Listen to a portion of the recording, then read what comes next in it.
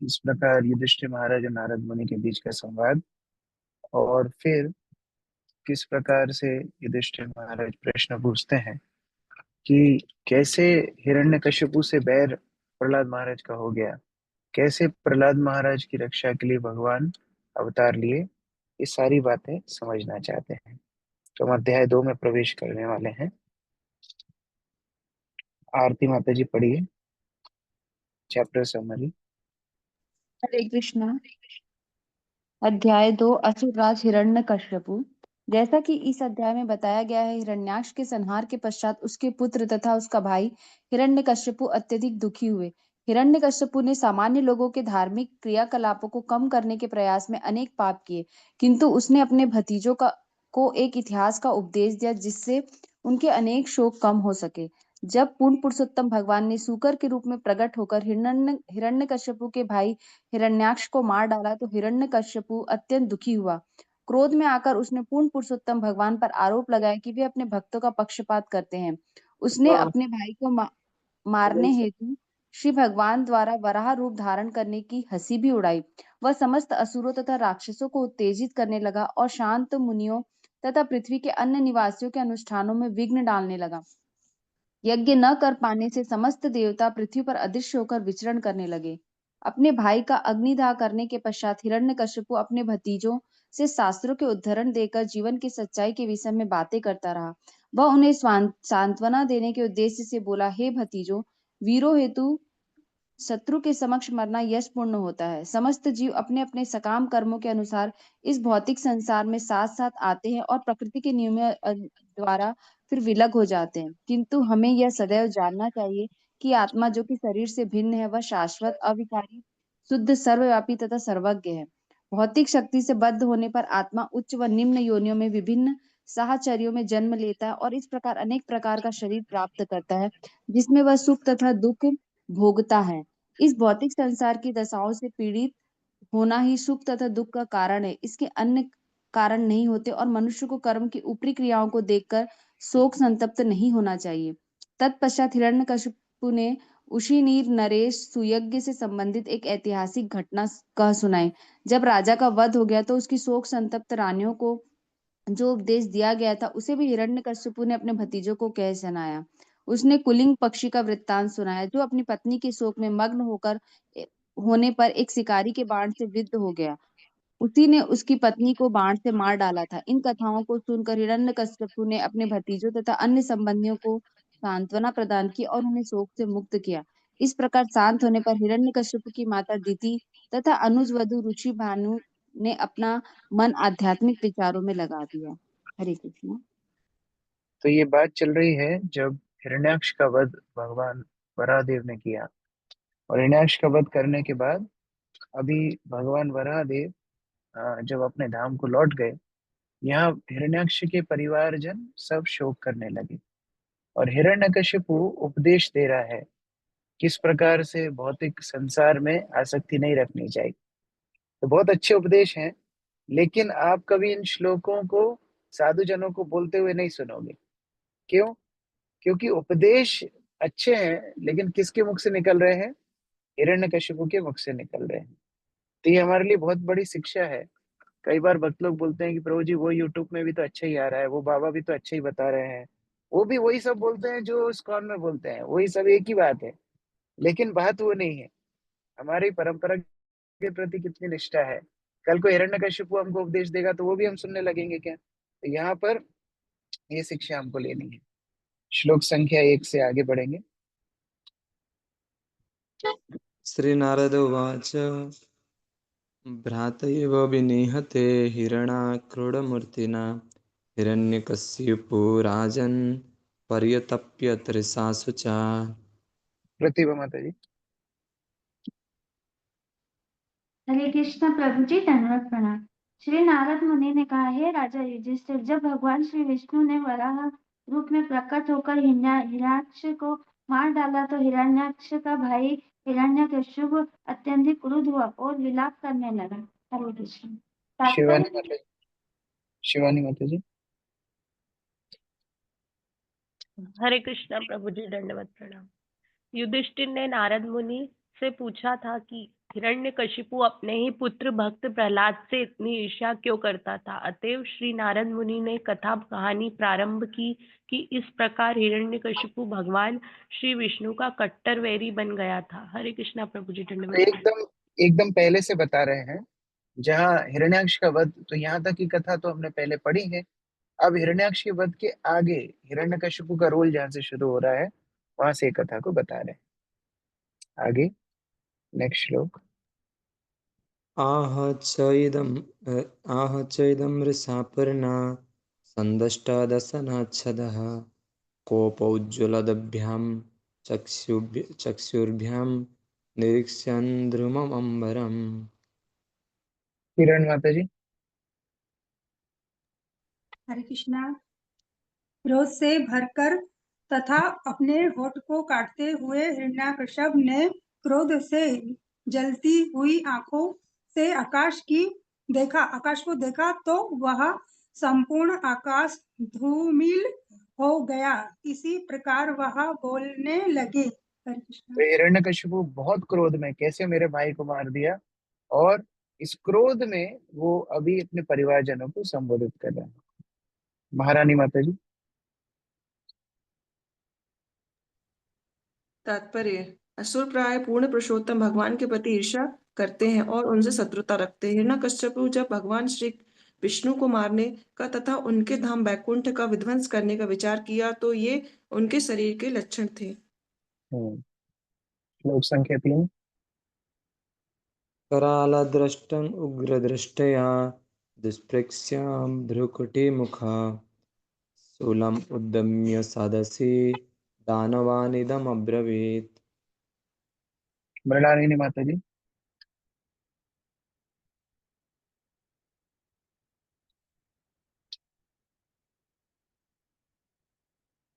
विनोद प्रभु। हरे कृष्ण प्रभु, दंडवत प्रणाम। अपनी भयानक दांत, उग्र दृष्टि तथा रोषपूर्ण भावों को दिखाते हुए, देखने में भयानक, उसने अपना त्रिशूल धारण किया और एकत्रित हुए अपने असुर संगियों से इस प्रकार वर्णन किया। हरे कृष्ण। तो देवताओं में और असुरों में अंतर क्या है? दोनों में अंतर ये है कि जो देवता हैं वो भगवान की इच्छा को स्वीकार कर लेते हैं, कोई प्रतिकूल भी वस्तु हो तो उसको स्वीकार कर लेते हैं। लेकिन आसुरी भाव क्या है? आसुरी भाव है, ऐसा क्यों हुआ, अब मैं इसका बदला लूंगा। ये द्वेषपूर्ण भाव जो है वो आसुरी भाव है, और वो द्वेष भगवान तक भी करने में वो हिचकिचाते नहीं। नेक्स्ट। भो भो दानवदैत्यया द्विमूर्धन् त्र्यक्षसम्भरा शतबाहो हयग्रीवः नमुचे पाक इल्लुळ विपिन। विप्रचित् अम्बचः पुलोमंसकुनादय तृणत अन्ततरं सर्वे क्रियतामासु माचिरम्। विपिन प्रभु पढ़िए। हरे कृष्ण प्रभु जी, दंडवत प्रणाम।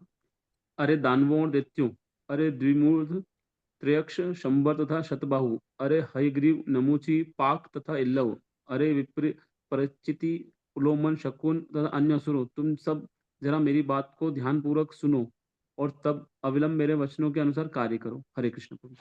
तो किसी को अगर अपने बच्चों के नाम असुरों के नाम पर रखने हो तो यहाँ बहुत सारे नाम दिए हुए हैं। ये असुरों को संबोधित कर रहा था हिरण्यकशिपु। नेक्स्ट। सपत्नैः घातितक्षिद्रैः भ्राता मे दयितः सुहृत् पार्श्वग्राहेण हरिणा समेनापि उपधावनैः। रानू माता जी।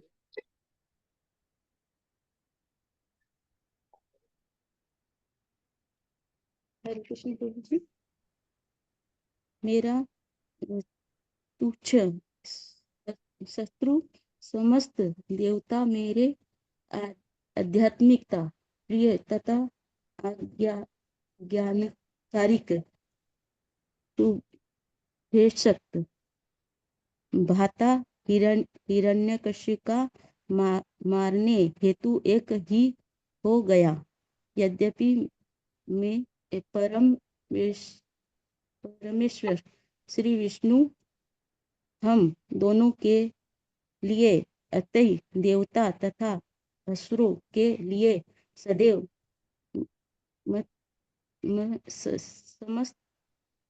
समस्तल है, किंतु इस बार देवता द्वारा आध्यात्मिक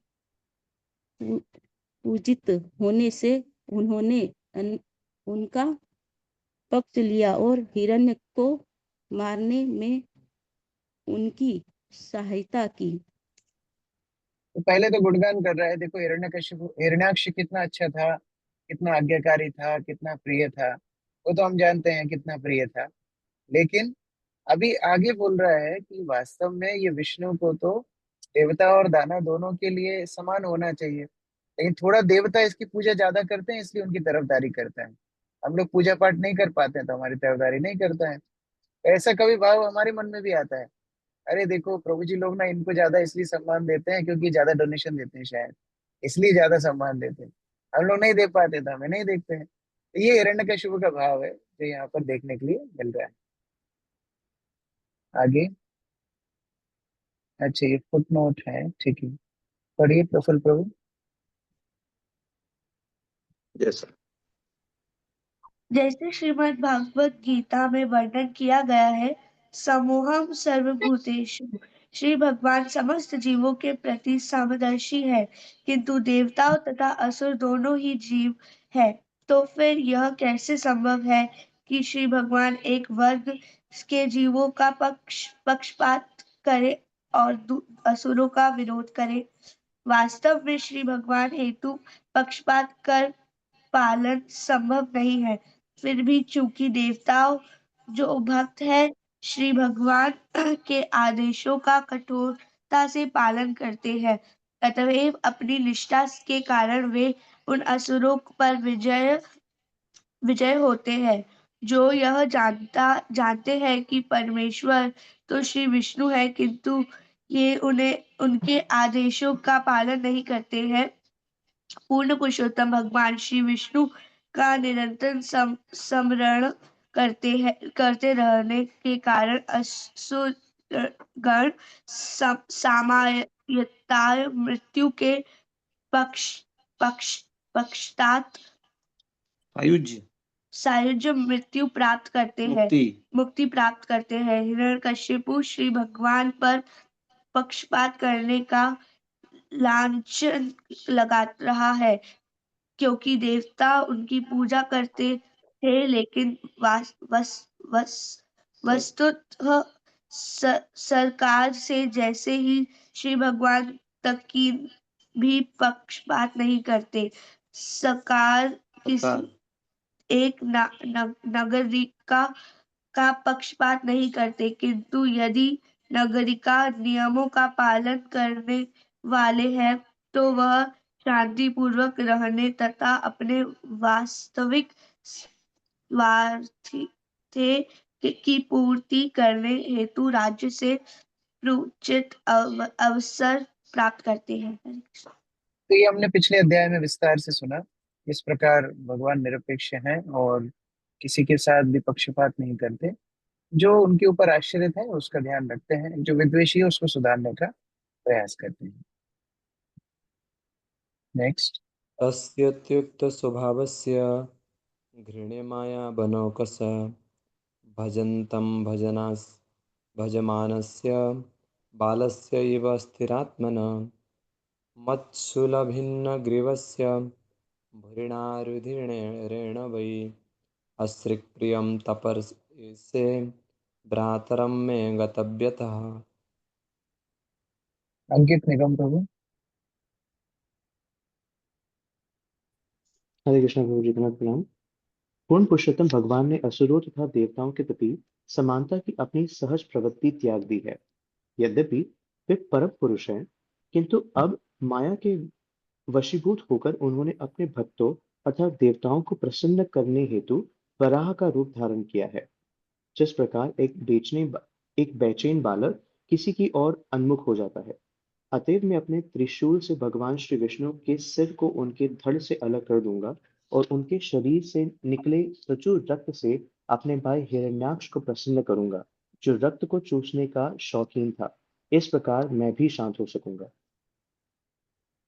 तो पहले बोल रहा था कितना प्रिय है, कितना अच्छा है, अच्छे भले आदमी को मार दिया, और अभी बता रहा है वो रक्त पीने का शौकीन था, तो भगवान को मार के उनका रक्त पिलाऊंगा। ये असुरों का अच्छा है। इसीलिए जो जो असुरी भाव के लोग हैं हमेशा ये प्रयास करते हैं कैसे न कैसे भगवान का अनित कर दें, भगवान के भक्तों का अनित कर दें। अर्चना माता जी। तात्पर्य इस श्लोक में आसुरी मनोवृत्ति के दोष का स्पष्ट वर्णन है। हिरण्यकशिपु ने सोचा कि भगवान श्री विष्णु भी एक चंचल बालक की भांति पक्षपात करते हैं। हिरण्यकशिपु ने यह सोचा कि श्री भगवान किसी भी समय अपना मन बदल सकते हैं, अतः उनके वचन तथा कर्म बच्चों जैसे हैं। वास्तव में असुरगण सामान्य मानव होने के कारण अपना मन बदलते हैं और भौतिकता से बद्ध होने के कारण वे सोचते हैं कि पूर्ण पुरुषोत्तम भगवान भी बद्ध है। जैसा जैसा कि श्री भगवान श्रीमद् भगवद गीता में कहते हैं, अवजानान्ति मामूढ़ा मानुषीं तनुमाश्रितम्। जब मैं मनुष्य रूप में अवतरित होता हूँ, तो अल्पज्ञ लोग मेरा उपहास करते हैं। असुर सदैव सोचते हैं कि भगवान श्री विष्णु को मारा जा सकता है, अतएव उन्हें मारने के विचार में लीन होने के कारण उन्हें भगवान श्री विष्णु के विषय में प्रतिकूल रूप से सोचने का अवसर तो प्राप्त होता है। यद्यपि वे भक्त नहीं होते, लेकिन उनका भगवान श्री विष्णु के विषय में सोचना प्रभावशाली होता है और इस प्रकार वे सामान्यतया सायुज्य मुक्ति प्राप्त करते हैं। चूंकि असुरगण परमेश्वर को सामान्य जीव मानते हैं, अतः वे सोचते हैं कि वे भगवान श्री विष्णु का उसी प्रकार वध कर सकते हैं जैसे कि किसी सामान्य व्यक्ति का वध किया जा सकता है। यहाँ पर एक अन्य तथ्य प्रकट हुआ है कि असुरगण रक्त चूसने के शौकीन होते हैं। निसंदेह वे सबके सब मांस भक्षी तथा रक्त चूसने वाले होते हैं। हिरण्यकशिपु ने श्री भगवान पर आरोप लगाया कि उनका मन एक छोटे बालक की तरह चंचल है, जिसे कुछ बर्फी तथा लड्डू देकर जो चाहो सो कराया जा सकता है।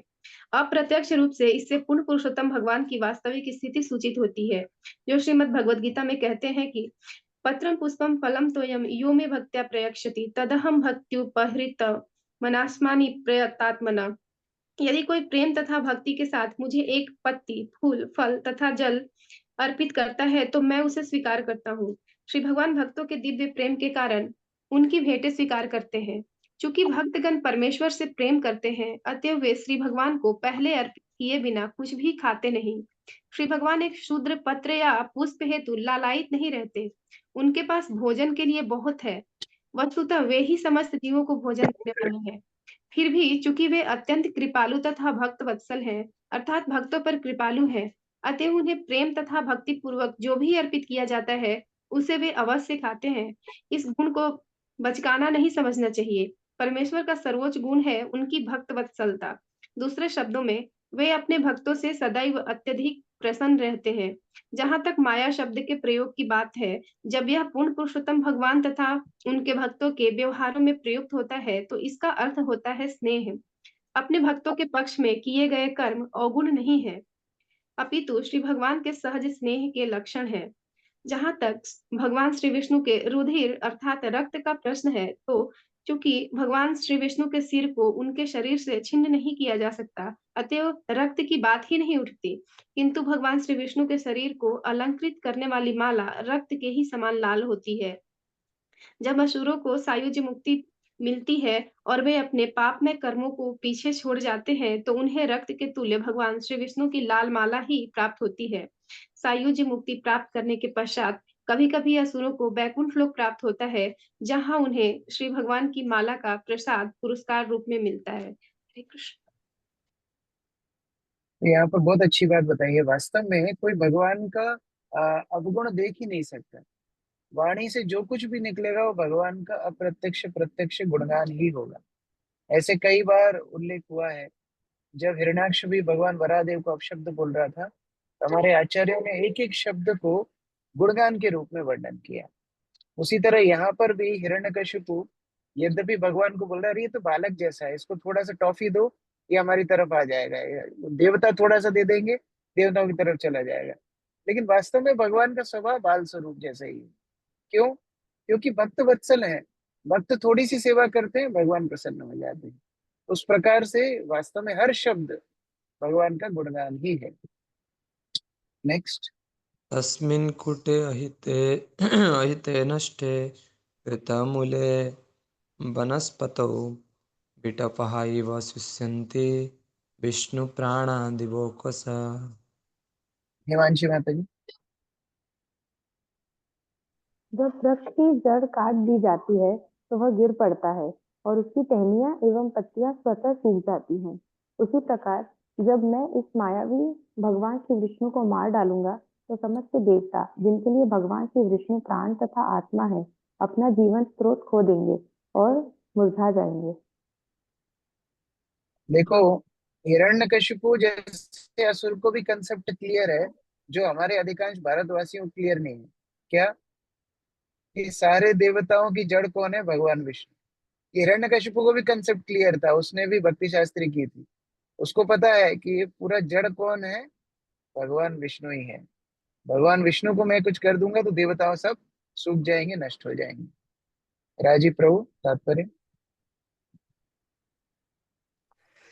यहाँ पर देवताओं तथा असुरों का अंतर बताया गया है। देवता सदैव भगवान के आदेशों का पालन करते हैं, जबकि असुरगण उन्हें क्षुब्ध करने या मारने की योजना बनाते हैं। फिर भी कभी कभी असुरगण देवताओं की भगवत कृपा पर पूर्ण निर्भरता की प्रशंसा करते हैं। यह असुरों द्वारा देवताओं, हरे कृष्ण प्रभु जी, स्क्रॉल करिएगा प्रभु जी।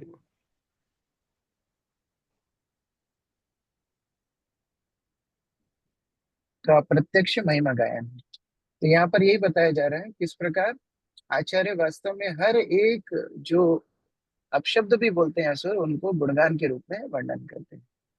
नेक्स्ट।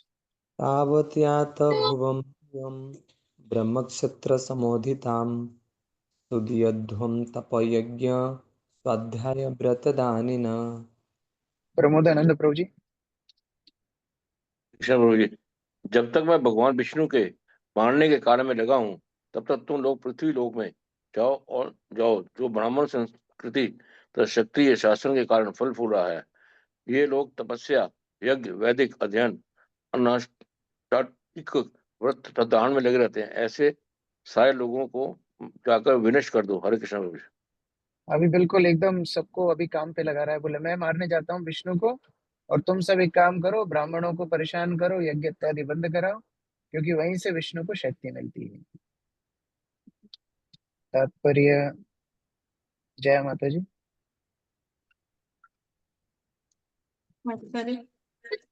हिरण्यकश्यप का मुख्य उद्देश्य देवताओं को विचलित करना था। उसने सर्वप्रथम भगवान श्री विष्णु को मार डालने की योजना बनाई, जिससे भगवान श्री विष्णु की मृत्यु होने पर समस्त देवता स्वतः निर्बल होकर मर जाएंगे। उसकी द्वितीय योजना पृथ्वी ग्रह के निवासियों को सताने की थी। पृथ्वीवासियों तथा अन्य ग्रह के निवासियों की शांति तथा स्मृति ब्राह्मणों तथा क्षत्रियों द्वारा बनाए रखी जाती थी। श्रीमद् भगवद गीता में भगवान कहते हैं, चतुर्वर्णम मया सृष्टम गुणा कर्म विभागशः। भौतिक प्रकृति के 3 गुणों तथा उनके नियत कर्म के अनुसार मानव समाज के 4 वर्णों की सृष्टि मेरे द्वारा की गई है। सभी ग्रहों में भिन्न भिन्न प्रकार के निवासी रहते हैं, परंतु यहाँ पर मनुष्यों द्वारा निवासित पृथ्वी ग्रह के प्रसंग में वे संस्तुत करते हैं कि समाज 4 वर्णों ब्राह्मण, क्षत्रिय, वैश्य तथा शूद्र में विभाजित किया जाए। इस पृथ्वी पर भगवान श्री कृष्ण के अवतार के पूर्व ऐसा जाना जाता है कि यह पृथ्वी ब्राह्मणों तथा क्षत्रियों द्वारा व्यवस्थित होती थी। ब्राह्मण का कर्तव्य है कि वह क्षमा, शांति, दम, आत्मसंयम, तितिक्षा, सहिष्णुता, सत्यम, सच्चाई, शौचम, स्वच्छता तथा आर्जवम, सरलता का संवर्धन करे, और तब क्षत्रिय राजाओं को मंत्रणा दे कि देश या ग्रह पर किस प्रकार शासन किया जाए। ब्राह्मणों के उपदेशों का पालन करते हेतु क्षत्रियों को चाहिए कि वे जनता को तपस्या, यज्ञ, स्वाध्याय तथा वैदिक अनुष्ठानों में दृढ़ बनने के लिए प्रवृत्त करें। उन्हें ब्राह्मणों, सन्यासियों तथा मंदिरों को दान देने की भी व्यवस्था करनी चाहिए। ब्राह्मण संस्कृति का यही देवी विधान है। लोगों की प्रवृत्ति यज्ञ संपन्न करने की ओर इसलिए होती है क्योंकि यदि यज्ञ न किए जाए तो वर्षा अपर्याप्त होगी, यज्ञात भवति पर्जन्य, जिससे कृषि क्रम में बाधा उपस्थित होती। पर्जन्यात अत्र संभव। अतएव ब्राह्मण संस्कृति का सूत्रपात करके क्षत्रिय सरकार को चाहिए कि लोगों को यज्ञ करने, वेदों को पढ़ने तथा दान देने के लिए प्रवृत्त करें। इस प्रकार लोगों की आवश्यकताएं सरलता से पूर्ण हो सकेंगी और समाज में उपद्रव नहीं होंगे। इस संबंध में भगवान श्री कृष्ण श्रीमद् भगवद गीता में कहते हैं, इष्टान भोगान ही वो देवा दास्यन्ते यज्ञ भाविता ते दत्तान प्रदायेभ्यो यो भुंक्ते स्तेन एव स। समस्त देवता जीवन की विविध आवश्यकताओं का भार संभालने के कारण यज्ञ संपन्न होने से तुष्ट होकर मनुष्य की समस्त आवश्यकताओं की पूर्ति करते हैं। किंतु जो व्यक्ति इन उपहारों को देवताओं को अर्पित किए बिना भोग करता है, वह निश्चय ही चोर है। देवतागण वैध पूर्ति करने वाले अभिकर्ता, एजेंट है, जो पूर्ण पुरुषोत्तम भगवान श्री विष्णु के प्रतिनिधि रूप में कार्य करते हैं। अतएव नियत यज्ञ संपन्न करके उन्हें प्रसन्न किया जाना चाहिए। वेदों में विभिन्न देवताओं हेतु भिन्न भिन्न यज्ञ बताए गए हैं, किंतु वे समस्त यज्ञ अंततः पूर्ण पुरुषोत्तम भगवान को ही समर्पित होते हैं। जो श्री पूर्ण पुरुषोत्तम भगवान को नहीं समझ सकता, उसके लिए संस्तुति की जाती है कि वह देवताओं हेतु यज्ञ करे। वेदों में संबंधित व्यक्तियों के भिन्न भिन्न भौतिक गुणों के अनुसार विभिन्न यज्ञों की संस्तुति की गई है। विभिन्न देवताओं की पूजा का आधार भी संबंधित व्यक्तियों को के गुणों के अनुसार है। उदाहरणतः मांसाहारियों की प्रवृत्ति की विभत्स स्वरूपा देवी काली की पूजा की स्तुति की जाती है। इस देवी के समक्ष पशुओं की बलि दी जाती है, किंतु सतोगुणियों के लिए दिव्य भगवान विष्णु पूजा की संस्तुति की गई है। अंततः समस्त यज्ञ क्रमशः दिव्य पद तक ऊपर उठने के निमित्त किए जाते हैं। सामान्य व्यक्तियों के लिए कम से कम 5 यज्ञ आवश्यक हैं, जिसे पंच महायज्ञ कहा जाता है। किंतु मनुष्य को यह जान लेना चाहिए कि मानव समाज की समस्त आवश्यकताएं श्री भगवान के अभिकर्ता एजेंट देवताओं द्वारा पूरी की जाती हैं। कोई कुछ बना नहीं सकता। उदाहरणतः मानव समाज के समस्त खाद्य पदार्थों के विषय में विचार करें। इसमें अन्न, फल, सब्जी, दूध तथा चीनी सम्मिलित है, जो शाकाहारियों के लिए है। इनमें मांसाहारियों के लिए भी खाद्य पदार्थ होते हैं, यथा मांस, किंतु इनमें से किसी का भी निर्माण मनुष्य द्वारा नहीं किया जा सकता। पुनः दूसरा उदाहरण उष्मा, प्रकाश, जल तथा वायु का ले लें, जो जीवन हेतु आवश्यक है, और इनमें से किसी का भी निर्माण मानव समाज द्वारा नहीं किया जा सकता। परमेश्वर के बिना न तो प्रचुर सूर्य प्रकाश हो सकता है, न चांदनी, न वर्षा, और न ही मंद समीर, जिसके अभाव में कोई जीवित नहीं रह सकता। स्पष्ट है कि हमारा जीवन श्री भगवान द्वारा प्रदत्त वस्तुओं पर निर्भर है। यहाँ तक कि अपने निर्माण कार्यों के लिए भी हमें अनेक कच्चे मालों की आवश्यकता होती है, यथा धातुएं, गंधक, पारा, मैग्नीज इत्यादि, और ये सब श्री भगवान के अभिकर्ताओं द्वारा इस उद्देश्य से प्रदान की जाती है कि हम इनका उचित उपयोग करके अपने आप को स्वस्थ रखकर आत्म साक्षात्कार प्राप्त कर सकें, जो हमारे जीवन का परम लक्ष्य अर्थात संसार के जीवन संघर्ष से मोक्ष है। यह जीवन लक्ष्य यज्ञों को संपन्न करने प्राप्त किया जाता है। यदि हम मनुष्य जीवन के प्रयोजन को भूल जाते हैं और मात्र इंद्रिय तृप्ति हेतु भगवान के अभिकर्ताओं से आपूर्ति ग्रहण करते जाते हैं और भौतिक अस्तित्व में अधिकाधिक उलझते जाते हैं, जो सृष्टि का उद्देश्य नहीं है, तो निश्चय ही हम चोर बन जाते हैं और हमें भौतिक प्रकृति के नियमों द्वारा दंडित होना पड़ता है। चोरों का समाज कभी सुखी नहीं रह सकता, क्योंकि उनका कोई जीवन लक्ष्य नहीं होता। निपट भौतिकवादी चोरों का कोई परम जीवन लक्ष्य नहीं होता। वे केवल इंद्रिय तृप्ति द्वारा निर्देशित होते हैं। उन्हें यज्ञों को संपन्न करने का भी कोई ज्ञान नहीं होता। किंतु भगवान श्री चैतन्य ने यज्ञ की सरलतम विधि का सूत्रपात किया है, जो संकीर्तन यज्ञ है, और जिसे विश्व का कोई भी ऐसा व्यक्ति जो कृष्ण भावनामृत के सिद्धांतों को स्वीकार कर लेता है, संपन्न कर सकता है। हिरण्यकश्यपु ने पृथ्वी के निवासियों को मार डालने की योजना बनाई थी, जिससे कि यज्ञ बंद हो जाएं, और जब यज्ञेश्वर भगवान श्री विष्णु का स्वतः वध हो जाएगा, तो समस्त देवता विचलित होकर स्वतः मर जाएंगे। ये हिरण्यकश्यपु की आसुरी योजनाएं थी, जो ऐसे कार्यों में दक्ष था। ये भगवान की प्रकृति का पूरा सिस्टम है, वर्णाश्रम और वैदिक संस्कृति।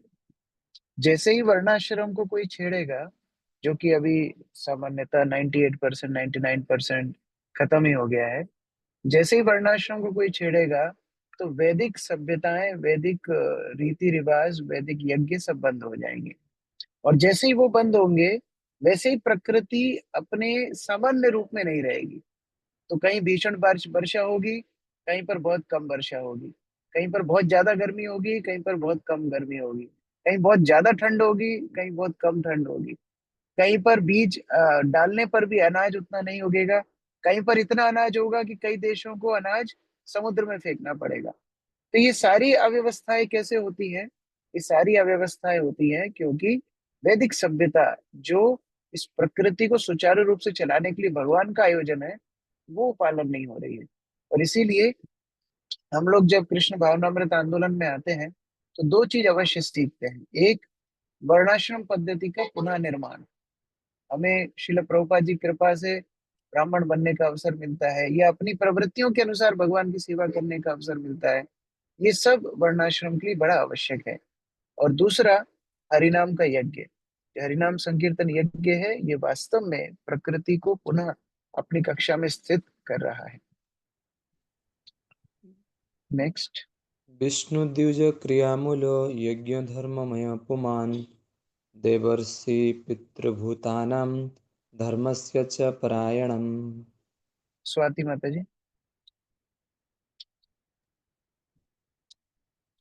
ब्राह्मण संस्कृति का मूल सिद्धांत यज्ञों तथा अनुष्ठानों के साक्षात स्वरूप भगवान विष्णु को प्रसन्न करना है। भगवान विष्णु समस्त धार्मिक सिद्धांतों के साक्षात आगार है। और वे समस्त देवताओं, महान पितरों तथा सामान्य जनता के आश्रय है। यदि ब्राह्मणों का वध कर दिया जाए तो क्षत्रियों को यज्ञ संपन्न करने के लिए प्रेरित करने वाला कोई नहीं रहेगा और इस तरह सारे सारे देवता यज्ञों द्वारा प्रसन्न न किए जाने पर स्वतः मर जाएंगे। तो ऐसा लग रहा है कि ये गुणगान कर रहा है कि ये बुराई कर रहा है, समझ में नहीं आ रहा है। ये वास्तव में गुणगान ही कर रहा है, क्योंकि है तो जय विजय, है तो भगवान के पार्षद ही, लेकिन अब असुर रूप में है। तो मारने की बात तो कर रहा है, लेकिन हर श्लोक में बता रहा है ये भगवान ही समस्त यज्ञों के यज्ञपति हैं, ब्राह्मणों के नमो ब्राह्मण देवा इत्यादि सारे सिद्धांत हिरण्यकशिपु अपने वाक्यों में स्पष्ट कर रहा है। नमिता माता जी। चूंकि विष्णु ही ब्राह्मण संस्कृति के केंद्र बिंदु है, अतः हिरण्यकशिपु की योजना विष्णु वध करने की थी। क्योंकि यदि विष्णु का वध कर दिया जाता है तो ब्राह्मण संस्कृति भी विनष्ट हो जाएगी। ब्राह्मण संस्कृति के विनाश होने पर यज्ञ संपन्न नहीं हो सकेंगे और यज्ञ के अभाव में नियमित वर्षा बंद हो जाएगी। यज्ञात भवति पर्जन्य, इस तरह सारे विश्व में उत्पात होंगे जिससे देवता पराजित हो जाएंगे। इस श्लोक से हमें स्पष्ट संकेत प्राप्त होता है कि वैदिक सभ्यता के नष्ट होने से मानव समाज किस तरह विसंगत हो जाता है और ब्राह्मण द्वारा संपन्न होने वाले वैदिक कर्मकांड बंद हो जाते हैं। कलह शूद्र संभव है, क्योंकि आधुनिक जगत की जनसंख्या अधिकांश शूद्र है, अथवा ब्राह्मण संस्कृति विनष्ट हो चुकी है और उसे उचित मार्ग पर ले आना अत्यधिक कठिन है। अतः भगवान चैतन्य ने भगवान के पवित्र नाम के कीर्तन की संस्तुति की है, जिससे खोई हुई ब्राह्मण संस्कृति सरलता से पुनर्जीवित हो सकेगी। हरे नाम हरे नाम केवलम कलो नास्ते नास्ते नास्ते गतिरंतिया। असुरी जनसंख्या में वृद्धि के कारण ब्राह्मण संस्कृति तो विनष्ट हो चुकी है, कोई क्षत्रिय सरकार भी नहीं है। उल्टे आजकल की सरकारें प्रजातांत्रिक है, जिसमें कोई भी शूद्र मतदान द्वारा सरकारी भागडोर अपने हाथ में लेकर शासन संभाल सकता है। कलयुग के विषाक्त प्रभाव के कारण शास्त्र भागवत का कथन है, दस्यु प्रायेषु राजसु, सरकार दासियों अर्थात लुटेरों की नीतियां धारण करेगी। इस प्रकार ब्राह्मणों से कोई आदेश नहीं मिलेंगे और यदि तो मिले आप भी देखिए तो ये कितने सत्य है, क्योंकि आज हमारी जो सामान्य मनोवृत्ति है, जो लोगों की हम देखते हैं, उनके लिए रावण अभी बहुत विद्वान है। कल ही चर्चा चल रही थी, उनके लिए कर्ण बहुत अच्छा मित्र है। उनके लिए ये सारे आइडियल हैं जो कि वास्तव में शास्त्रों में प्रतिकूल कैरेक्टर्स बताए गए हैं, नेगेटिव कैरेक्टर्स बताए गए। तो आज ऐसे लोग जब वोट डाल करके नेता चुनेंगे तो कैसे नेता चुनेंगे?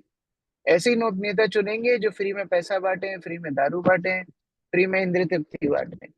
और इसीलिए वास्तव में धर्म की स्थापना अगर दोबारा करनी है तो ऐसे राजाओं की आवश्यकता है जो भगवान के भक्त हों, नहीं तो बहुत मुश्किल होगी। यामिनी माता जी पढ़िए आगे। इस प्रकार ब्राह्मणों से कोई आदेश नहीं मिलेंगे और यदि मिले भी तो कोई क्षत्रिय शासक नहीं होगा जो उनका पालन कर सके।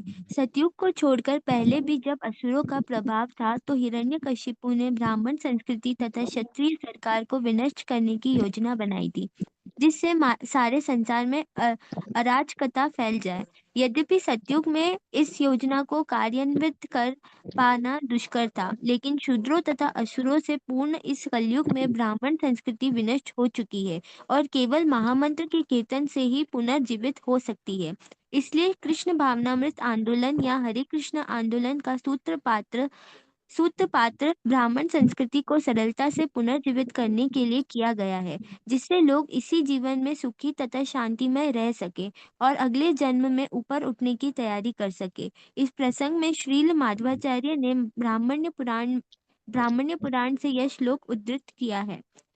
विप्रयज्ञादिमूलं तु हरिर्यत्सासुरं मतं हरिरेव हि सर्वस्य मूलं संयमतो नृप। हे राजन, असुर गण सोचते हैं कि हरि या भगवान विष्णु का अस्तित्व ब्राह्मणों तथा यज्ञों के कारण है, लेकिन तथ्य तो यह है कि हरि ब्राह्मणों तथा यज्ञों सहित प्रत्येक वस्तु के कारण है। अतएव हरि कीर्तन या संकीर्तन आंदोलन के प्रचार द्वारा ब्राह्मण संस्कृति तथा क्षत्रिय सरकार स्वतः वापस आ जाएगी और लोग अत्यंत सुखी होंगे। तो जब तक ब्राह्मणों का मार्गदर्शन नहीं रहेगा, तब तक क्षत्रिय धर्म के पद पर नहीं रहेंगे। क्योंकि ब्राह्मण संस्कृति खत्म हुई, तब फिर क्षत्रिय स्वतंत्र हुए, वो स्वच्छंद अपने पाप कर्म करने लगे, तो पूरा का पूरा वर्णाश्रम ही ठप हो गया। और इसीलिए पुनः इसको जागृत करने के लिए भगवान के नाम का संकीर्तन, भागवत इत्यादि ग्रंथों का उपदेश समाज के लिए बहुत आवश्यक है। हरे कृष्ण। ग्रंथराज श्रीमद् भागवतम की जय। श्रील प्रभुपाद की जय। समवेत वृंद की जय। तो आज प्रश्न लेना थोड़ा मुश्किल होगा, हम लोग कल प्रश्न लेंगे, बहुत लोग लिख के रख सकते हैं। हरे कृष्ण।